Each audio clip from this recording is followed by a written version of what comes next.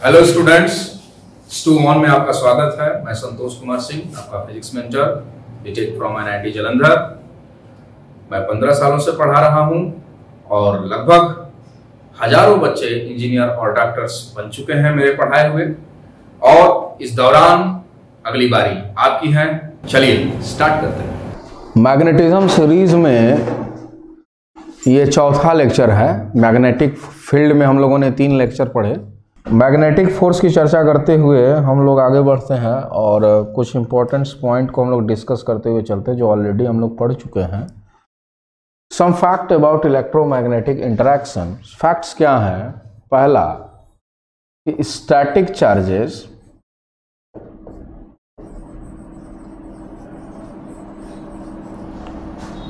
Produces electric field only and यदि ये charge Q है तो ये अपने सराउंडिंग में इलेक्ट्रिक फील्ड देगा, और इस चार्ज को यदि एक्सटर्नल फील्ड में रखा जाएगा तब इस पे फोर्स लगेगा F। कब? जब एक्सटर्नल फील्ड में, खुद के फील्ड से फोर्स नहीं लगता है।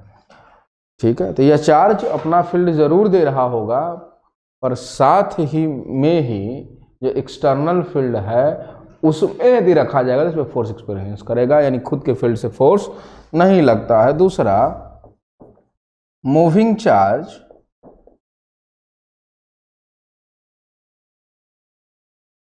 Produces electric field and magnetic field both, दोनों का दोनों ही प्रोड्यूस करता है। एंड ओनली एक्सटर्नल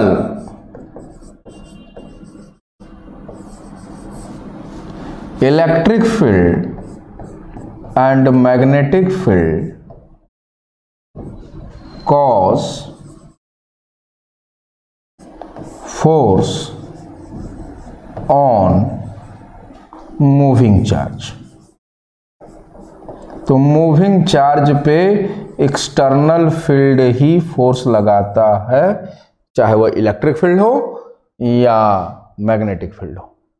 तो फील्ड वाला जो सेक्शन है ये हमने पढ़ रखा है, फोर्स वाला सेक्शन हमें पढ़ना है मूविंग चार्ज पे। Okay, and the third concept is a current carrying wire. पढ़ चुके हैं हम लोग, करंट कैरिंग वायर सराउंडिंग में अपने सिर्फ ओनली मैग्नेटिक फील्ड देता है। कोई एक यदि वायर, इसमें करंट यदि आई फ्लो करा तो अपने सराउंडिंग में यह magnetic field into the plane या out of the plane depending upon the direction of the current in wire. Okay, electric field नहीं देता, इसके पीछे क्या रीजन है? क्योंकि net charge on a wire is equal to 0 because the current is only due to transformation या transfer of charges. तो charges transfer होते हैं, पर ऑल अबाउट जितने इलेक्ट्रॉन ट्रांसफर होते हैं एक पोजीशन उतने ही प्रोटॉन भी अपीयर होते हैं। तो नेट चार्ज यदि देखें तो किसी वायर पे क्या होगा? 0 होगा। इसीलिए कोई इलेक्ट्रिक फील्ड प्रोड्यूस नहीं होता है। और and external magnetic field exert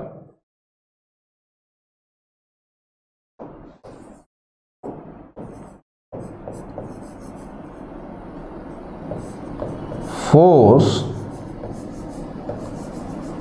on it। Okay, तो इन तीनों पॉइंट का ध्यान रखेंगे। फील्ड कैसे निकालते हैं वो हम लोग पढ़ चुके हैं। हमको इस सेक्शन में जो स्टडी करना है वह ये बातें हैं कि इलेक्ट्रिक फील्ड फोर्स लगाता है चार्ज पे, ये तो पता है, Q इंटू ई की तरह लगाता है। पर मूविंग चार्ज पे फोर्स कैसे लगाता है मैग्नेटिक फील्ड, वह देखना है। और करंट कैरिंग वायर पे फोर्स कैसे लगेगा वो देखना है। आइए देखते हैं। Electromagnetic force on a moving charge in magnetic field, if a charge q having velocity v vector in magnetic field, external field है v vector, then magnetic force will be Fm is equal to Q V cross B. Here the cross product of velocity vector and the magnetic field vector, and vector sign also there. And if electric field E vector also present, then Fe, that is the force due to electric field, is equal to Q into E vector. ये हमने पढ़ रखा है electrostatics में. Then net electromagnetic force,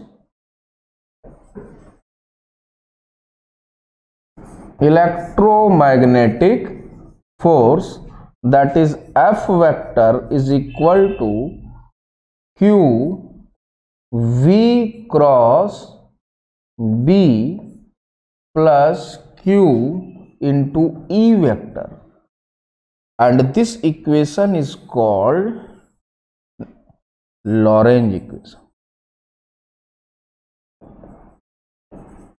This is the force on the moving charge when it is present in electric field and magnetic field both, and this force is always independent of the inertial frame.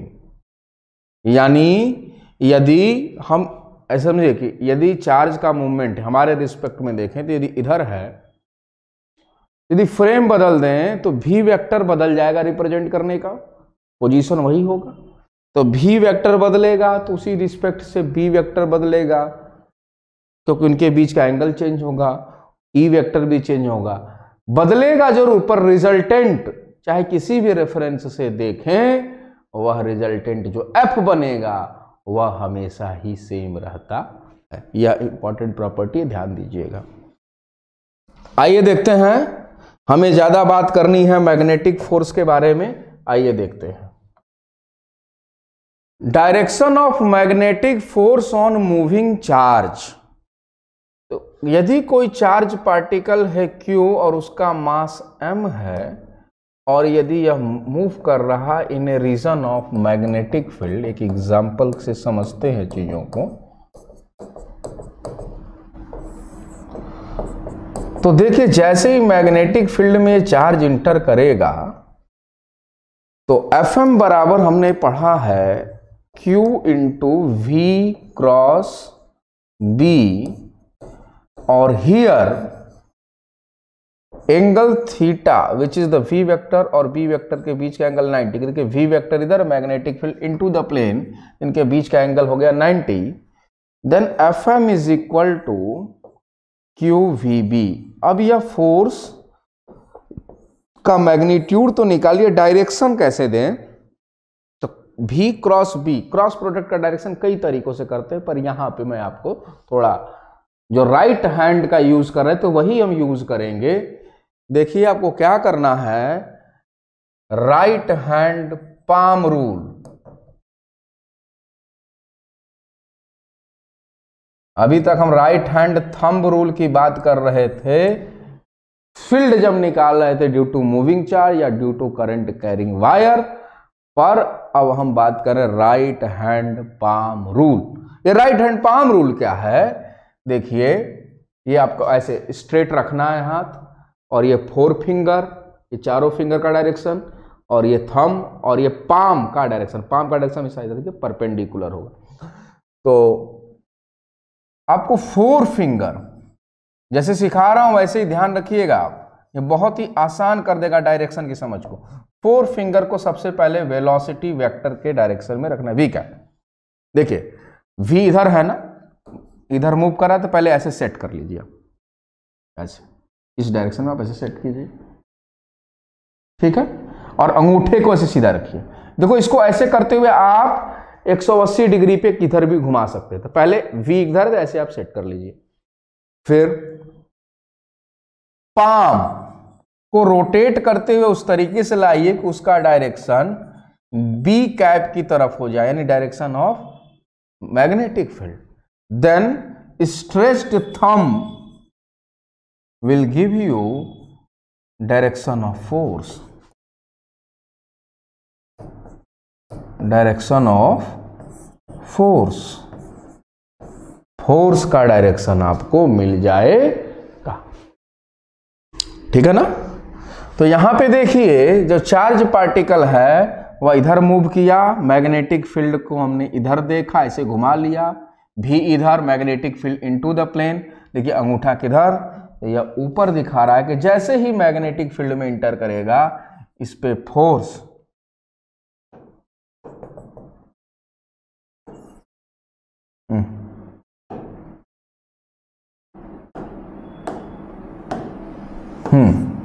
तो जो इस पे force लगेगा, जैसे inter किया इसमें, इस पे फोर्स देखिए ऐसे लग जाए। तो डायरेक्शन ऑफ वेलोसिटी और मैग्नेटिक फील्ड दोनों के परपेंडिकुलर होता है, ध्यान रखिएगा। तो इंपॉर्टेंट पॉइंट इसमें क्या, कि हमेशा क्रॉस प्रोडक्ट का रिजल्ट दोनों ही कंपोनेंट ऑफ क्रॉस प्रोडक्ट जिसका लिया गया था उसके हमेशा परपेंडिकुलर होता है, यानी ए क्रॉस बी का रिजल्ट हमेशा ही ए और बी के परपेंडिकुलर होगा। तो यहां पे हम लिखेंगे क्या, एफएम वेक्टर ऑलवेज, डायरेक्शन तो हम लोग समझ गए, अब कुछ फैक्ट्स की बातें करें। Always perpendicular to B vector and V vector both. दूसरा point, FM can not change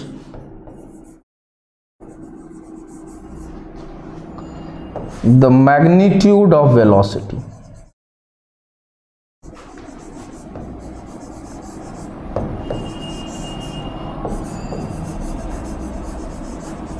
magnitude of velocity, velocity के मैग्नीट्यूड को कभी चेंज नहीं करता है। इसका पीछे रीजन क्या है कि this force is always acting perpendicular to B and B vector, यानी बी वेक्टर से परपेंडिकुलर एक्ट करेगा, तो कभी भी इसको उसके डायरेक्शन में न लगने की वजह से इसको एक्सेलरेट नहीं करेगा। यह जो फोर्स है, यह फोर्स नॉर्मल लग रहा है, इसलिए मैग्नीट्यूड न बढ़ा करके इसके डायरेक्शन को चेंज करेगा। इसीलिए हमने लिखा है कि FM can not change the magnitude of velocity. और जो फोर्स लग रहा है डिस्प्लेसमेंट के डायरेक्शन में नहीं लगेगा, जिधर वेलोसिटी वेक्टर का उधर ही डिस्प्लेसमेंट भी होगा, और उसके डायरेक्शन में ना लगेगा, नहीं लगेगा तो वर्क डन। तीसरा point, work done by magnetic field on moving charge is always zero.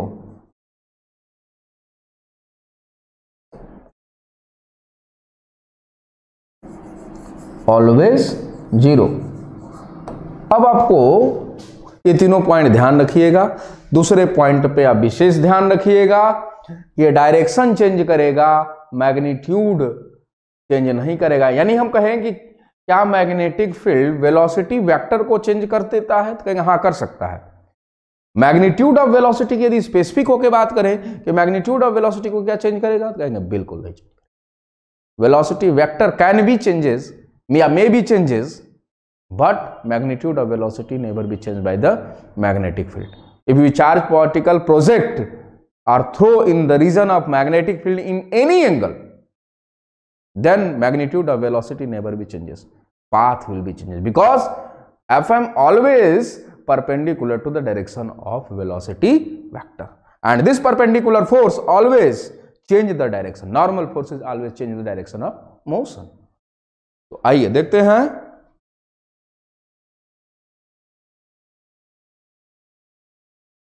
तो work done by moving charge हम लोगों ने पीछे डिस्कस कर लिया कि this is always zero. Projection of charge particle in magnetic field normal to it. अब देखें,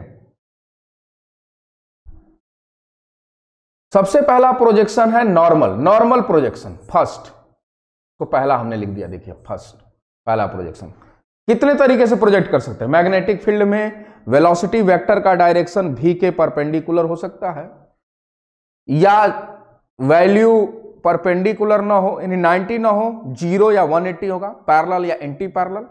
एक केस बना देते हैं. और एक वह थीटा की वैल्यू या 0 या 90 से कम हो या उससे ज्यादा हो, पर न 90 हो, न 0 हो, न 180 हो. 0 180 पे पैरेलल हो जाएंगे, ठीक है, और 90 पे परपेंडिकुलर हो जाएंगे. इन दोनों केसेस को छोड़कर बाकी एक एंगल पे कर लेंगे तो 3 केस बनेगा. उन तीनों केसेस में देखेंगे कि मैग्नीट्यूड तो चेंज होगा नहीं. क्या चेंज होगा? डायरेक्शन. डायरेक्शन चेंज होगा तो पाथ चेंज होगा. किस टाइप का पाथ बनेगा उसकी हम लोग चर्चा करते हैं. तो देखिए, तो पहले नॉर्मल प्रोजेक्शन पे देखिए.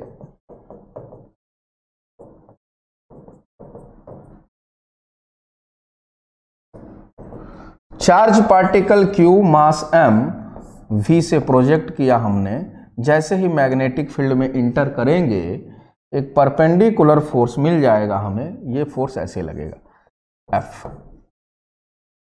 जैसे ही फोर्स लगा इसका डायरेक्शन ऐसे होना चाहिए था, ऐसे इसको जाना चाहिए था, पर ऐसे जाएगा नहीं है, यह टर्न हो जाएगा. थोड़ा इस फोर्स को ऐसे टर्न करेगा.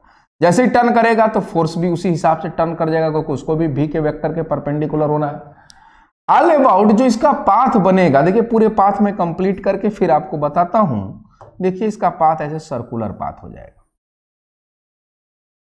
हाँ, इसके बाद ऐसे सीधे निकल जाएगा, क्योंकि ये पाथ मिलेगा नहीं इसके बाद, क्योंकि इसके बाद मैग्नेटिक फील्ड नहीं है. तो ये पाथ कुछ ऐसे सर्कुलर होता जब पूरे रीजन में मैग्नेटिक फील्ड होता तब. तो ऐसे ये निकल जाएगा बाहर, है ना. और हर एक पॉइंट पे देखिए, यदि पूरे पे होता तो ऐसे टेंजेंट ऐसे. फिलहाल जब यहां पे था तो इधर फोर्स लगना चाहिए था. देखिए यहां पे यदि डायरेक्शन देखें तो ऐसे होगा, तो v इधर मैग्नेटिक फील्ड अंदर. देखिए राइट हैंड पाम रूल लगा रहा हूं मैं. फोर्स का डायरेक्शन देखिए इधर हो गया. तो देखिए ये फोर्स जो है हमेशा सेंटर की तरफ ही लग रहा है. देखिए ऐसे, और यहां पर भी देख सकते हैं आप, ऐसे करके देखिए तो ये इधर, और यहां पर भी देखिए तो ऐसे नीचे. तो यह किसकी तरफ सारे फोर्स पॉइंट कर रहे हैं? तो कहेंगे ये जो सर्कुलर पाथ फॉलो करने की कोशिश कर रहा है उसके सेंटर के टुवार्ड लग रहा है, और एक सर्कुलर पाथ फॉलो करता है, यानी always form a circular path. अब हो सकता है वह पाथ कंप्लीट हो भी सकता है, आर्क की तरह हो सकता है, depending upon the presence of magnetic field in that region. अच्छा, अब देखिए कि यह जो फोर्स है F, वह वैल्यू कितनी होगी? क्योंकि 90 डिग्री है तो F is equal to Q V B आसानी से हम लोग लिख सकते हैं. और दिस इज फोर्स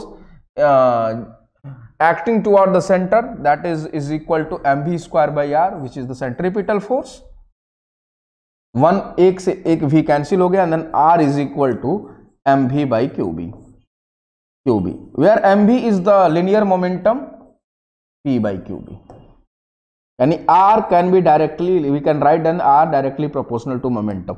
जितना ज्यादा मोमेंटम होगा उतना ही रेडियस ऑफ कर्वेचर ज्यादा मिलेगा. तो ये ध्यान रखिएगा. r आ गया. और क्या पूछा जा सकता है? ओमेगा कितना होगा? Angular speed. तो v बाई आर होता है ओमेगा. तो v इज इक्वल टू, देखिए v बाई आर, यहीं से देखिए v by R is equal to Q B by M. ये फॉर्मूला आपको ध्यान रखना है. और क्या चीजें पूछी जा सकती हैं? ओमेगा बराबर होता है 2 pi by T is equal to Q B by M.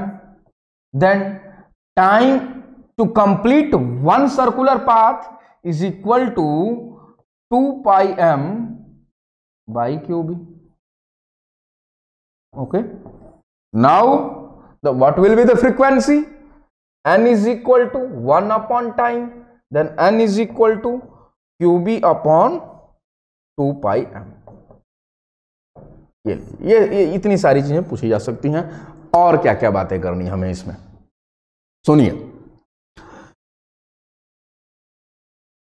यहां यदि इस केस में देखें तो पूरा साइकिल तो कंप्लीट हो नहीं रहा है मैग्नेटिक फील्ड में, तो एक टर्म होगा कि कितना समय तक चार्ज पार्टिकल मैग्नेटिक फील्ड में रहा। तो the term is time spend in magnetic field. कौन स्पेंड कर रहा है? Charge particle. तो the term is Q is equal to the time T is equal to T is equal to, general formula में बताता हूं आपको, देखिए, that is the angle of deviation upon omega. देखिए अभी मैं बताता हूं एंगल ऑफ डेविएशन क्या। जैसे चार्ज पार्टिकल इधर गया और फिर इधर मूव कर गया, यानी इसमें कितने एंगल से डाइवर्ट कर गया, तो यहां पे delta that is the angle of deviation,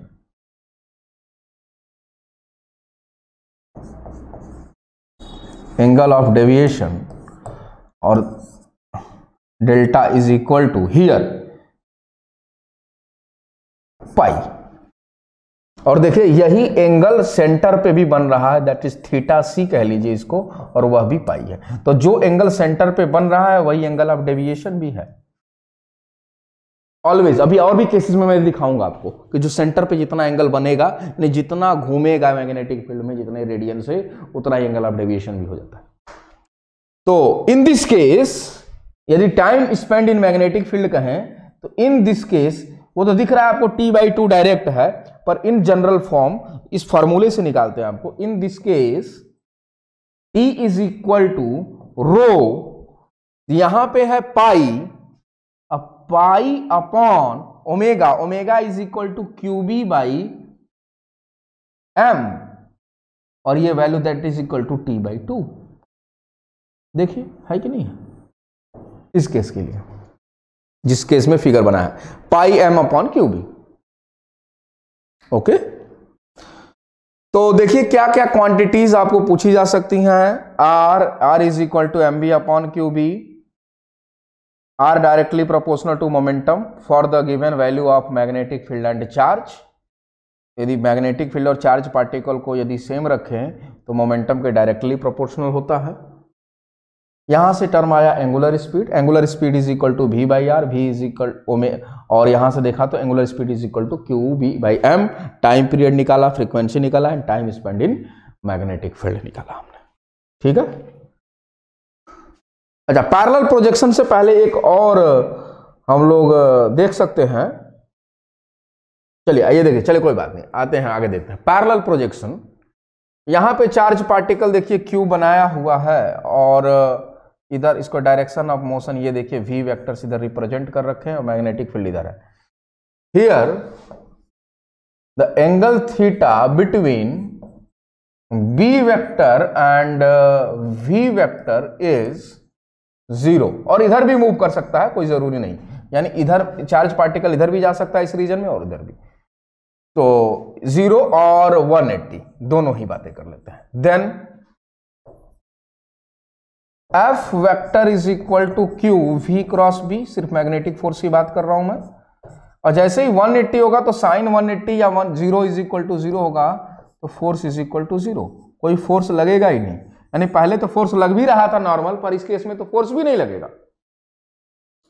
force नहीं लगने से path will be straight line, straight line होगा, पाथ में कोई चेंज नहीं होगा, जैसा होगा वैसे ही सीधे निकल जाएगा। तो there will be no change in magnitude as well as direction of motion, है ना, ये दोनों ही हुआ। तो इस प्रोजेक्शन में बहुत ही आसान चीजें रही कि पाथ स्ट्रेट लाइन होगा and velocity vector remain constant, या कह सकते हैं velocity vector remain constant. Okay, यदि मैं अगले केस का डिस्कस करूं projection of charge particle at some angle to magnetic field. तो देखिए ये है मैग्नेटिक फील्ड, और इस मैग्नेटिक फील्ड में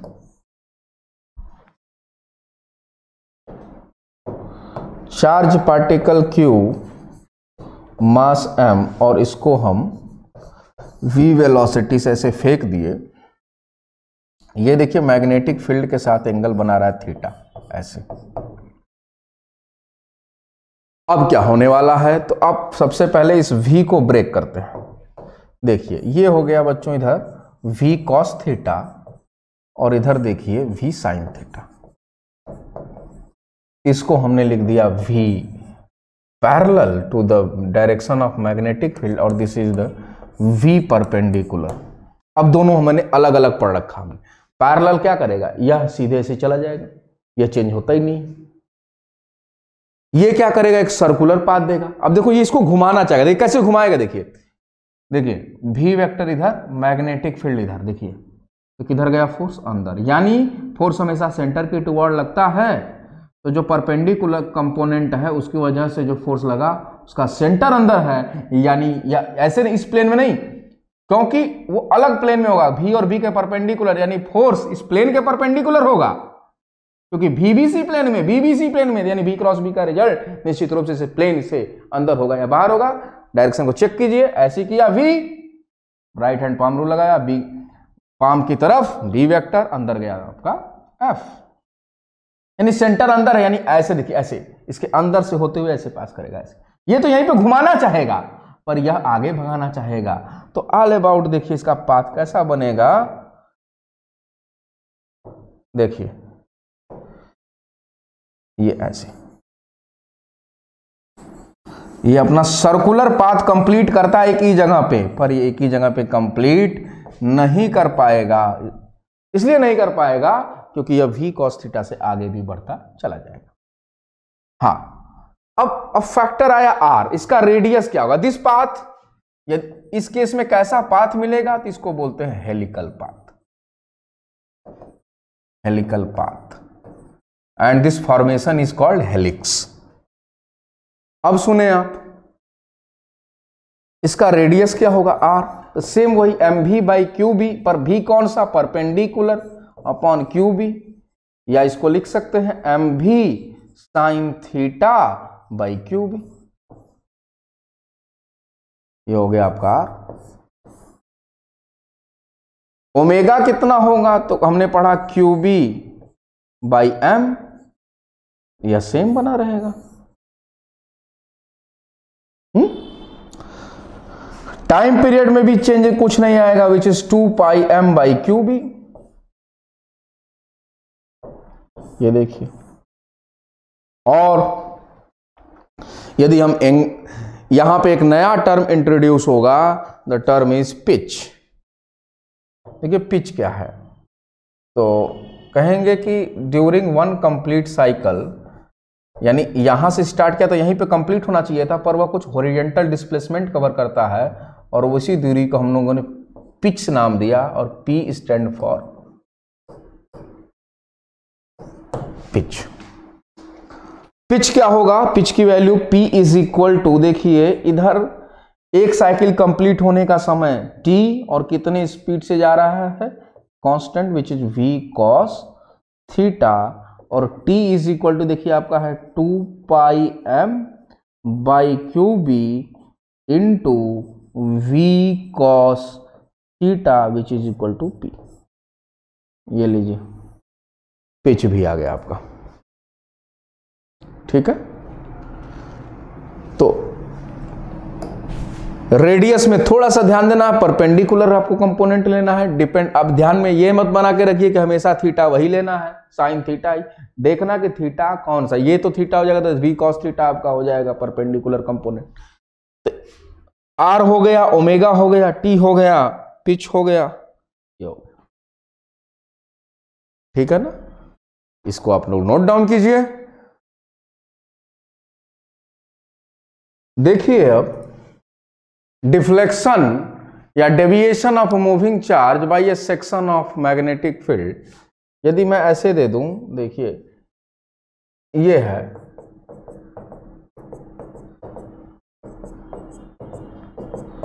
इतने ही रीजन में मैग्नेटिक फील्ड है और एक चार्ज पार्टिकल Q जिसका मास m और v इधर प्रोजेक्ट कर दिया, और ऐसा मान के चलने कि जो रेडियस बनेगा वह रेडियस, ये जो थिकनेस है d, उससे बड़ा है। देखिए इससे क्या होगा। ये तो क्लियर है कि ये ऐसा घूमता, क्योंकि इस रीजन में इधर तो है नहीं मैग्नेटिक फील्ड, यानी half of the circle complete करता। कब करता या नहीं करता, हम ऐसी बात क्यों कर रहे हैं, क्योंकि जब तक उसको कम से कम यहां से r डिस्टेंस मिलना चाहिए, क्योंकि देखिए आपका सेंटर यहीं पे लाई करेगा, मैग्नेटिक फील्ड है v वेक्टर इधर, मैग्नेटिक फील्ड अंदर, फोर्स आपका ऊपर लगेगा। तो फोर्स ऊपर लगना यानी सेंटर आपका कहीं कहीं लाई करेगा, इसी लाइन पे कहीं पे भी हो सकता है, यहां पे भी हो सकता है, यहां पे भी हो सकता है। फर्क यही, और यही दूरी आपकी कितनी बनेगी, यही दूरी आपकी r होगी। जरा समझिए इस चीज को। अब कह रहा कि r जो भी बनेगा, r यानी क्या, mv by QB, mv by QB की वैल्यू जो है वह d से बड़ी है। इसका मतलब क्या कि जब चार्ज यहां से ऐसे जब घूम रहा होगा, घूमने की कोशिश मान लो करता, तो मैग्नेटिक फील्ड अंदर भी इधर, तो देखो फोर्स इधर, यानी सेंटर से कम उसको r डिस्टेंस मिलना चाहिए इसको घूमने के लिए, कम से कम, पर वह मिल ही नहीं रहा है। इसका मतलब क्या कि यह ऐसे जाएगा और ऐसे आर्क की तरह कहीं आगे जाके घूमता, यदि रहता मैग्नेटिक फील्ड तो आगे जाके घूमता, पर वह जगह ही नहीं है, यहीं पे मैग्नेटिक फील्ड खत्म, यहीं पे जो टेंजेंशियल वेलोसिटी मिलेगी वहीं से ऐसे निकल जाएगा। कुछ बात समझ में आई? और सेंटर कुछ मान लेते हैं इसका यहां पे, ये देखिए ये है r और ये है d, और r की वैल्यू d से बड़ी है। इस केस में एंगल ऑफ डेविएशन क्या होगा, जरा ये देखिए। तो ये क्वेश्चन भी है, कंसेप्ट भी है आपका। तो चार्ज जा रहा था इधर, ऐसे चला गया इधर, इसको पीछे खींच लाइए, ये हो गया आपका एंगल ऑफ डेविएशन। ऐसे था, इधर घूम गया, अब इधर भाग गया, v इधर आ गया। कैसे निकलेगा, यहां से ऐसे एक परपेंडिकुलर इस पे डालिए, इस एंगल को थीटा सी कहेंगे, जो सेंटर पे बन रहा है, ये r है, यह दूरी आपकी d दे रखी है। अब देखिए मैं लिख रहा हूं,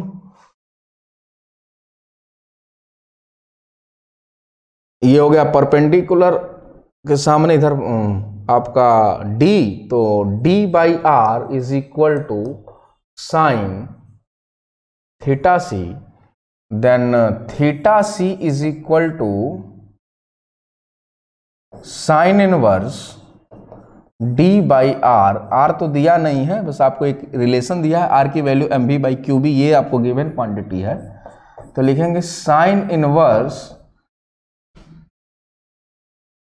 d, और क्यूबी आपका ऊपर हो जाएगा और mv नीचे, ये बना इज इक्वल टू थीटा सी। और देखिए हमसे तो पूछा एंगल ऑफ डेविएशन, तो देखिए यहां पे 90 बनेगा, और ये यदि चतुर्भुज को देखें, देखिए यहां से C नाम दे दिया, इसको दे देते हैं A, इसको B, इसको C, तो ABCO, इसको O कह दिया। तो ABCO में देखें तो यहां पे देखिए, यहां पे भी 90 डिग्री और यहां पे भी 90 डिग्री, यहां पे थीटा सी, तो ये हो जाएगा pi by 2 minus theta C, तो यह बराबर हो जाएगा थीटा सी। तो angle of deviation is equal to हो जाएगा जो एंगल सेंटर पे सबस्टेंड हो रहा है, और यही हमने पढ़ा भी था पीछे। तो this angle is equal to angle of deviation, यही आपका आंसर हो जाएगा इस केस के लिए। ठीक है ना? आइए आगे देखते हैं। क्वेश्चन दिया है, a charge 4 micro coulomb enter in a region of magnetic field with velocity v vector is equal to 4i cap plus 7j cap, and that experience the force in the region of magnetic field F vector is equal to 5i cap minus cj cap. Find the value of c. So as we know, v vector and F vector will be perpendicular to each other, एक दूसरे के perpendicular पे होंगे, यानी इनके बीच का angle क्या होगा 90, यानी इनके बीच का डॉट प्रोडक्ट 0 होगा। ये कंसेप्ट ध्यान रखिएगा, एफ डॉट वी भी 0 होता है और एफ डॉट बी भी 0 होता है।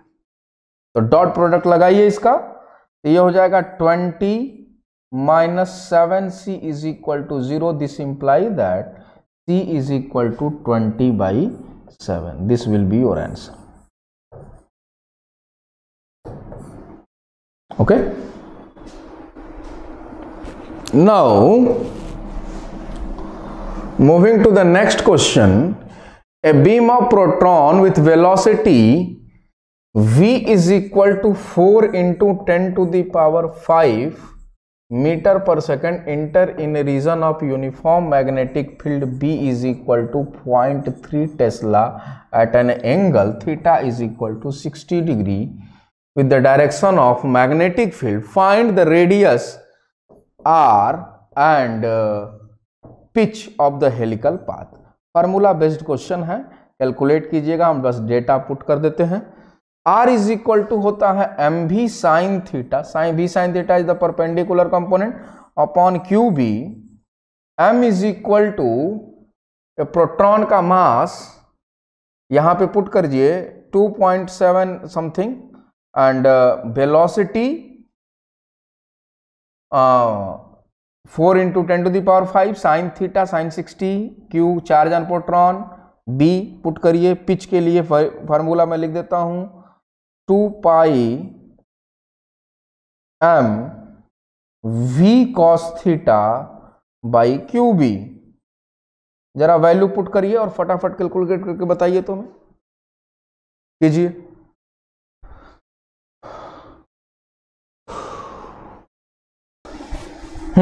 चलिए तो वैल्यू पुट किया जाए तो 2 पहले इसका तो mass of proton is 1.67 into 10 to the power minus 27 into V 4 into 10 to the power 5 into sin theta sin 60 root 3/2. Charge on proton 1.6 into 10 to the power minus 19 into magnetic field is 0.3 Tesla. I left the calculation part for your side.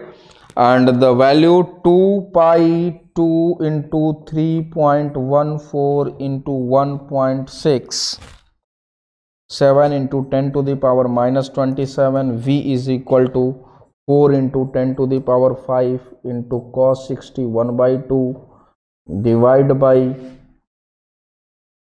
QB 1.6 into 10 to the power minus 19 into 0.3।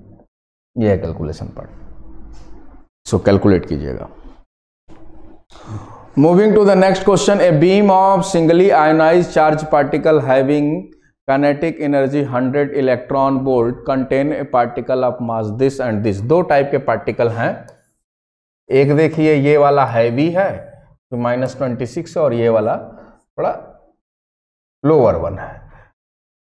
KG emerges from one end of N accelerated tube. ये देखिए ऐसे आपका tube है और ऐसे यहाँ से दोनों पार्टिकल्स निकल रहे हैं एंड सिंगली आयनाइज्ड है, यानी एक इलेक्ट्रॉन के बारे में बात हो रही है।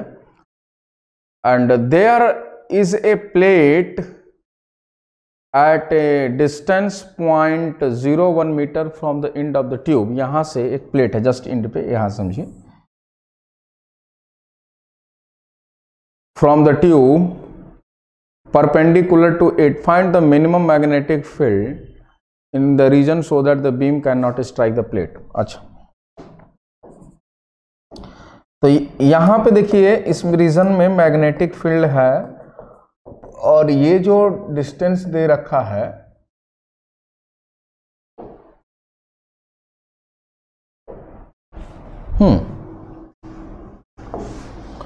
वो डिस्टेंस 10 सेंटीमीटर दे रखा है, 10 सेंटीमीटर 0.01। तो 1 सेंटीमीटर है, सॉरी 1, यहां से यहां तक 1 सेंटीमीटर।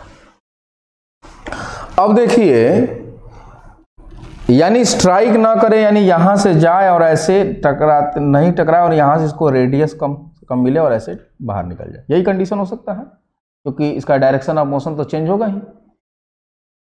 तो देखिए, r is equal to, r की वैल्यू d से छोटी होनी चाहिए, उसके बराबर होनी चाहिए, ये कंडीशन हुआ। r is the mv by qb is less than R equal to d, then b को उधर, d के उधर, तो b greater than R equal to qd by mv। b की वैल्यू, अब देखो यहां b की वैल्यू वह लेके आओ जिसका मास सबसे ज्यादा है, बड़े वाले पे चेक करो, बड़े वाले पे चेक, छोटा वाला चेक करेंगे तो देखिए कम वैल्यू से मल्टीप्लाई करेंगे तो यह वैल्यू हो जाएगी ज्यादा, है ना।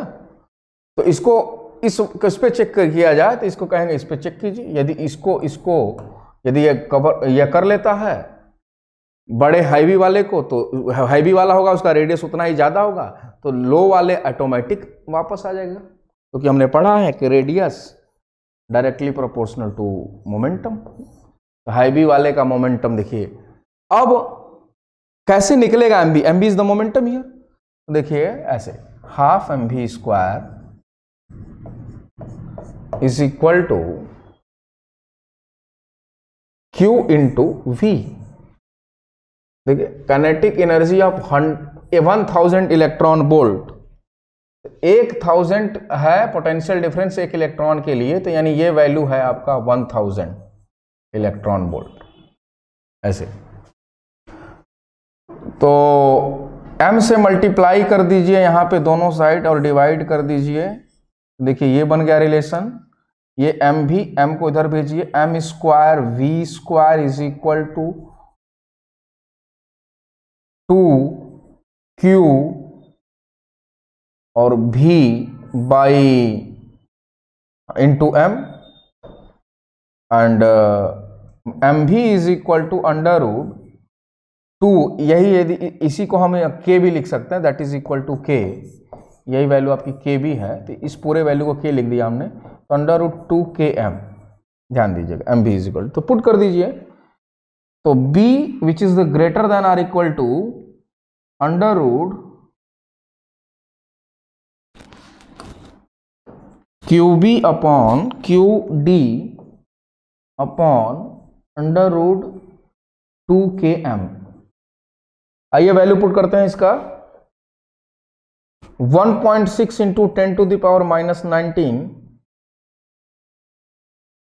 इंटू डिस्प्लेसमेंट इज 0.01, यानी ये कितना दूर मिलना चाहिए इसको distance, upon under root 2 into k is इतना इलेक्ट्रॉन वोल्ट, यानी ई से मल्टीप्लाई कर देंगे तो जूल में कन्वर्ट हो जाएगा, तो 1000 into 1.6 into 10 to the power minus 19 and m mass of the heavier one 1.6 into 10 to the power minus 26। इसको सॉल्व करेंगे तो b की वैल्यू कैलकुलेट होकर आएगी। ओके, तो हाँ, तो यानी आपको mv, अरे देखिए बेटा यहाँ पे थोड़ा उल्टा हो गया, b को उधर करेंगे तो b बराबर mv बाई qd होगा ना, तो उल्टा हो गया ये, तो आप इसको ऐसे लिख सकते हैं, देखिए थोड़ा सा इसमें चेंज कर देंगे, रुक जाइए, देखिए ये हो जाएगा value b is equal to mv by qb, तो ये रिजल्ट उल्टा लिखा गया हमसे, under root 2km by qb। तो ये वैल्यू ऊपर होगी और डिवीजन में वो वैल्यू होगा, इसलिए मैं इस ऊपर वाले को हटा ही देता हूं, और this whole value divide by, तो आप जब ये वैल्यू जब पुट करेंगे तो मैं डायरेक्ट आंसर आपको लिख देता हूं कि ये आंसर क्या आएगा। देखिए आपको डेटा पता चल चुका है कि क्या पुट करना है, इज इक्वल टू √2 टेस्ला आता है, that will be your answer. यानी √2 टेस्ला से के बराबर या इससे ज्यादा होना चाहिए। Moving to the next question, देखिए कोई एक चार्ज पार्टिकल है Q और उसको मैग्नेटिक फील्ड में ऐसे फेंका जा रहा है। यहां पे देखिए एंगल थीटा, मैं थोड़ा डार्क कर रहा हूं यहां पे, आपको थीटा बना रहा है। तो charge Q, V, mass M consider कर लीजिए। तो आपसे क्वेश्चन में कहा है कि find the time after which it come out from the magnetic field, यानी time spend in magnetic field आपको निकालना है। तो आप पहले ऐसे देखिए कि यदि V वेक्टर इधर, मैग्नेटिक फील्ड इधर, तो इन दोनों के बीच का एंगल देखें, angle theta is equal to 90 degree, इसके बीच में V vector and B vector, क्योंकि इस प्लेन में देखिए V वेक्टर है और प्लेन के परपेंडिकुलर है B वेक्टर, तो हमेशा ही V वेक्टर B वेक्टर के परपेंडिकुलर होगा। देखिए ये इधर, और एंगल हमेशा 90 ही बनेगा, चाहे किधर भी प्रोजेक्शन करें इसका। तो फोर्स देखिए आपका इधर लगेगा, ये that is equal to F, और ऐसे गया तो देखिए पाथ बनाया गया है और ऐसे फिर आगे निकल जाएगा। तो सेंटर इसका मैग्नेटिक फील्ड में लाई करेगा और यह एंगल कितना होगा। थोड़ा कलर मैं दूसरा चूज कर रहा हूं। तो देखिए यहां से ये एंगल थीटा है और यह पूरा 90 बनेगा, तो यहां पे जो एंगल बनेगा वह भी एंगल थीटा बनेगा। एज पर सिमेट्री ये भी थीटा बनेगा। जब ये ऐसे निकल जाएगा तो ये देखिए ये 2 थीटा हो गया जो इधर साइड बना, तो कितना एंगल घूमा, तो that is equal to 2 pi minus 2 theta which is equal to theta C. इतना एंगल मैग्नेटिक फील्ड में निकला है, यानी घूमा है। और एंगल ऑफ डेविएशन देखिए, पहले इधर जा रहा था और घूमकर इधर आया है, तो ये आपका एंगल ऑफ डेविएशन, ध्यान दीजिएगा। यानी कि यहीं से ये कह दीजिएगा पूरा ऐसे घूम कर आया है, ठीक। पहले ऐसे था, ये डायरेक्शन ऑफ मोशन था ऐसे, और फिर घूम के ये डायरेक्शन बना। तो ये एंगल तो देखिए आपका पाई है ही, यहां से यहां तक पाई है, और ये एक्स्ट्रा एंगल ये कितना है, यदि ये पता चल जाए तो एंगल ऑफ डेविएशन पता चल जाएगा। तो यहाँ पे 90, यहाँ 90, यहाँ 90, ये हो जाएगा थीटा सी, तो ये हो जाएगा पाई माइनस थीटा सी। चतुर्भुज के चारों एंगल का सम 2 पाई रेडियन होता है। तो देखिए ये हो जाएगा 2 पाई, पाई और sorry pi by 2 pi by 2 पाई, और ये हो जाएगा पाई माइनस 2 थीटा सी। तो पाई माइनस 2 थीटा सी ये हो गया, तो इस एंगल को पाई माइनस 2 थीटा सी, और ये हो गया पाई, तो that is equal to pi plus pi minus 2 theta C, that is equal to theta C नहीं थीटा। तो यहां से देखिए हो गया 2 पाई माइनस 2 थीटा, और वही देखिए 2 कॉमन कर लिए और पाई माइनस थीटा हो गया, और यही थीटा सी के बराबर है। तो हम ये देखिए इस केस में भी हमने देख लिया कि एंगल ऑफ डेविएशन वही बनता है जो एंगल सबस्टेंड होता है उसके सेंटर पे। तो अब बार बार हमें करने की जरूरत नहीं है, सिर्फ हम देख लें कितना एंगल मैग्नेटिक फील्ड की तरफ घुमा है, एंगुलर डिस्प्लेसमेंट। अब time spend in magnetic field is equal to angle of deviation upon omega. तो देखिए एंगुलर कितना हुआ, तो that is 2 pi minus theta is equal to sorry upon QV by M, which is equal to time spent in magnetic field.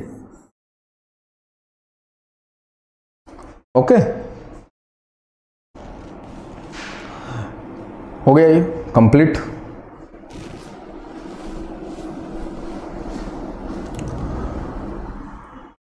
ये question आपको मैं SW में देता हूं होमवर्क, ये आप करेंगे। A slightly divergent beam of charge particle accelerated by a potential difference V। Potential difference V है, यानी काइनेटिक एनर्जी निकल जाएगा V into charge on particle propagated point A along the axis of the solenoid, axis of solenoid से move कर रहा है। The beam is focused at the point at a length L from point A by 2 magnetic induction value B1 and B2, one after another. Find the specific charge Q by M, charge per unit mass of the particles। ठीक है, ये आप खुद से calculate कीजिएगा।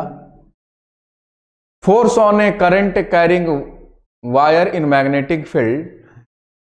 तो अभी तक के सेक्शन में हम लोगों ने देखा कि मूविंग चार्ज पे कितना फोर्स किधर लगता है, पाथ कैसा होता है, कितने टाइप के पाथ बनेंगे, जब 90 डिग्री प्रोजेक्ट किया तब, पैरेलल प्रोजेक्शन किया तब, कुछ एंगल में प्रोजेक्ट किया तब, यानी circular path, straight line and the helical path, there are the 3 basic possibilities. उस पर बेस्ड हम लोगों ने क्वेश्चंस भी देखे और कैसे डायरेक्शन का यूज करते हैं, राइट हैंड पाम रूल का प्रैक्टिस आप लोग कीजिए। तो इस सेक्शन में आज की क्लास में हम लोगों ने मैग्नेटिक फील्ड या magnetic force due to moving charge. अब हम लोग तीसरा वाला जो स्टार्टिंग में some important concept about the electromagnetic interaction की बात किया था, तीसरा पॉइंट क्या था कि magnetic force due to current carrying wire. तो करंट कैरिंग वायर पे मैग्नेटिक फोर्स कितना लगेगा जब एक्सटर्नल मैग्नेटिक फील्ड में रखा जाएगा तब। हाँ, करंट कैरिंग वायर के थ्रू मैग्नेटिक फील्ड वाला सेक्शन हम लोग पढ़ चुके हैं आखिरी 3 लेक्चर में। तो नेक्स्ट क्लास में हम लोग यहीं से स्टार्ट करेंगे। Okay, thank you very much. On is to on, study is always on. Concepts के बेहतर रियलाइजेशन के लिए इज टू ऑन पर बने रहिए।